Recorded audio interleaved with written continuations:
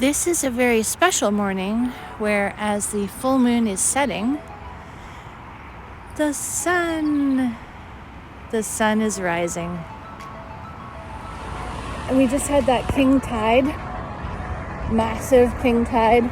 There was a guy who said he'd been walking there for 26 years and he'd never seen the tide that high.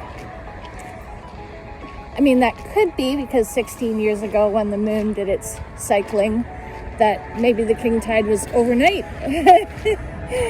But yes, something to do with the moon and the full moon, and something about the moon and how it's positioned in winter. Thank you, Aunt Doreen. My Aunt Doreen. She told me a story once. She said, I remembered being about 9 years old, and she goes, you know how you used to go out and call on your friends? See, we didn't use phones. Literally, you would run down the street to a friend's house, or she, in her case, was close enough to her friend, she would stand on her front porch. Jeannie! Jeannie! And she said that all in that moment, she was like, oh my gosh, this moment will never come again.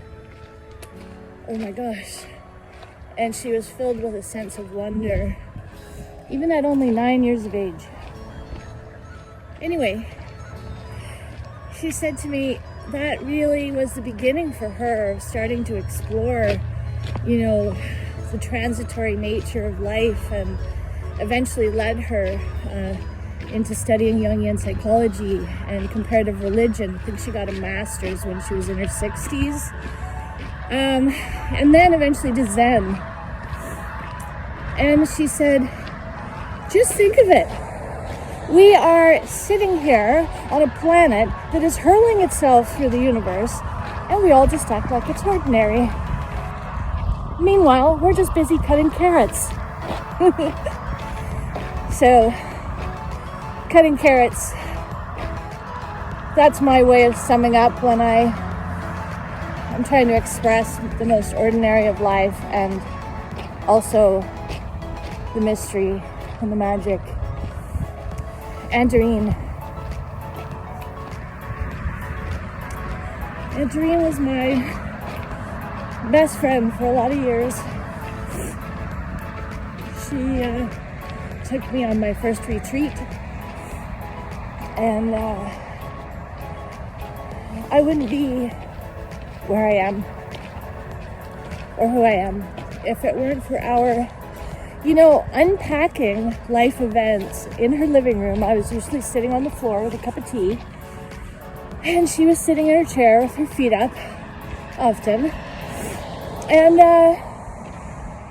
unpacking life events in terms of in a Zen context, which is about being just truly present in the here and now and accepting reality as it is and adapting to it, rather than just trying to make things my way.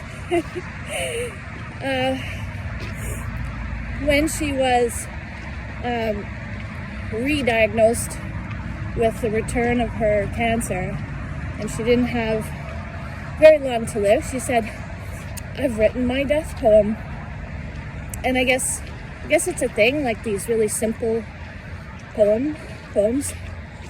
Anyway, hers was 76 years making the world my way. Today, I give up. Cheers, Doreen, and thanks for being here with me again as I wake up in this moment to the mystery of the moon setting as the sun is rising. Much love.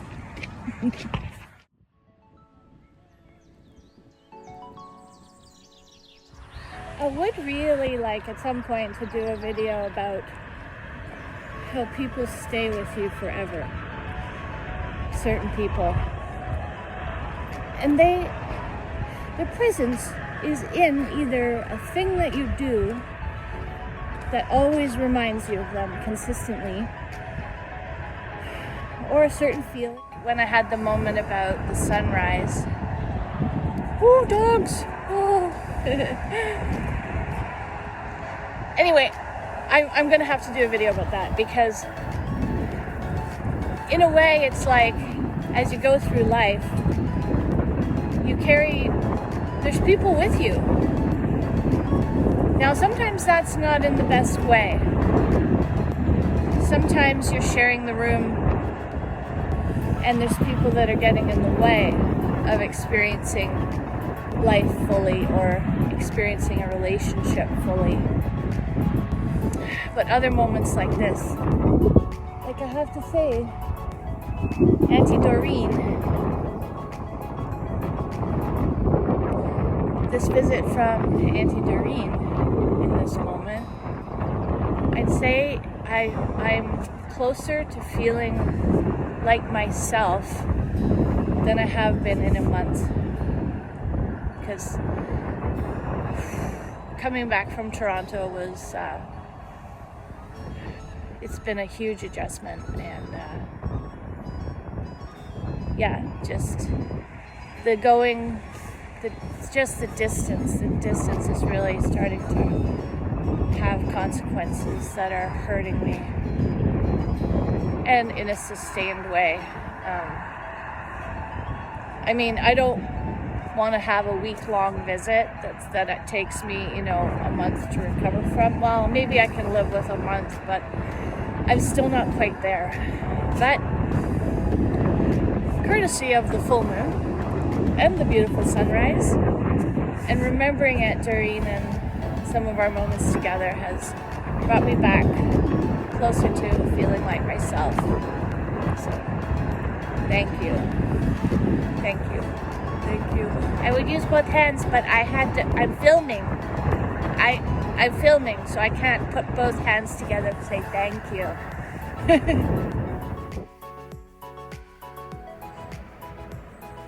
And they make my world.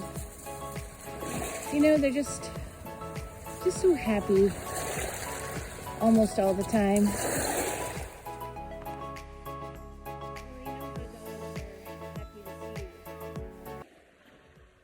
I was thinking, why can't we be a little more like dogs?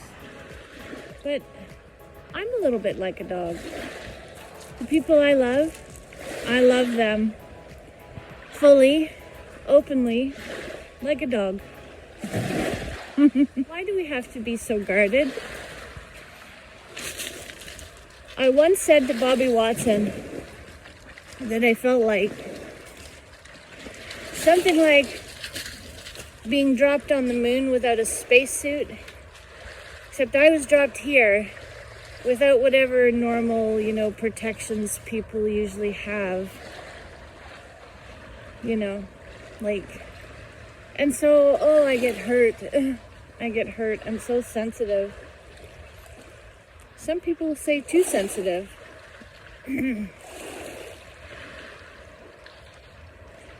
Yeah, like that German guy that I worked for, volunteering for a short period of time, and nothing was ever good enough. He said, "Well, I think you're sensitive." And I said, "Yes, I am. I'm profoundly sensitive, actually." And this guy had been a psychologist. And he actually was trying to he actually did mock me initially, and I just said, that's condescending. I'm going to be packing up. This is not working out. And he said, "Well, I'm not ready to give up." And I said, "Well, I am." And he says, "Well, I think you're sensitive." Yep. You got that right. So all your years of psychology, you were able to figure that one out. Awesome. But yet, all your years of psychology, and you tried to use that as an insult against me. As a defense against your bad behavior. So, I really think he was a psychologist without a lot of compassion. He was a very... You know what? And then just speaking about who else is in the room. I bet you his dad was in the room with him all the time. You know, even though his dad's nowhere near. I bet you his dad was in the room, always criticizing him. Somebody really criticized that guy at some point, and he internalized it. And then he was just beyond perfectionist. And I'm sure he never even met his own standard. Anyway, he just seemed like quite a miserable guy. And I was surprised in a way because he was a cancer survivor. And it's like, if you survive that, like, wouldn't it sort of teach you what's really important and what isn't? And not to be sweating the small stuff, so to speak. Yeah, anyway. Enough said. Settle down, Sadie. Settle. She's very protective of me. Clearly the tide brought all of this debris. That's like 5 or 6